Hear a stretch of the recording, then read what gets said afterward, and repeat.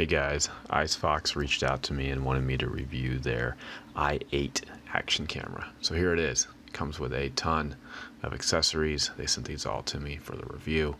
Kind of your usual stuff you expect to see with these action cameras, but one surprising feature for a budget action camera was this little wrist strap remote that they have. They also have a touchscreen, which is interesting, and an extra battery, which is nice. Okay, so I'm going to be focusing mostly on video quality with this review, and right off the bat I'm going to say video quality is not great compared to higher level action cameras. It's passable for a budget action camera, but the EIS, the electronic image stabilization, is actually quite good for a budget action camera. Alright, so let's dive into this portion of the review where we'll just focus on just footage that I've pulled directly from the camera at what they say is 4K with their EIS on. Let's do it. First off, here's the EIS really being tested. Just to be clear, I have EIS on all these clips. It does a great job with this particular clip and some of the subsequent ones.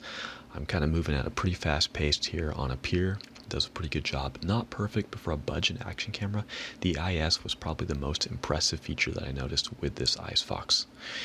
Now, every once in a while, you'll see there's still some jarring. It's not perfect, but it does a good job. Picks up bright colors pretty well. Sun came out when we were hiking after a pretty overcast day out in the Box Spring Hills. But it doesn't quite have the vividness and the level of detail without extra noise that I've grown to expect with some higher end action cameras.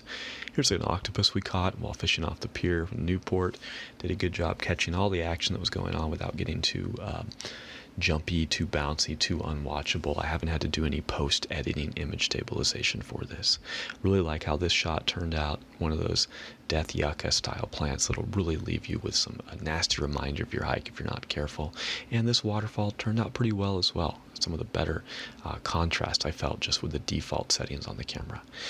Now, you'll see it's going to struggle a little bit here as we get closer to this old cave that we happened to discover. Didn't really go back in there too much. And right after this, I'm going to shift into a low light test. And you'll see where the Icefox really struggles. There's a ton of noise here. Might have been better if I turned EIS off. Really would not recommend this for anything with low light. There's supposed to be a cabin down here in the valley. You can barely see it. Let's jump over to some photographs I took with it. This was in the San Gabriel Mountains. Pretty overcast day. A lot of glare from the sun. It's okay. I don't think it's going to beat your smartphone necessarily. The wide angle effect is pretty cool. And here we go into another low light shot. It's doing okay, better than the video did, interestingly, but not the best. Another shot from the Box Spring Mountains on another hazy day. So overall, the Icefox i8, pretty neat camera in terms of a price point with pretty great image stabilization for that price point. It captures usable footage, although I would like the level of detail and the ability to film in the dark or at lower light conditions to be better. Alright guys, that's the i8 Icefox action camera. Thanks for watching.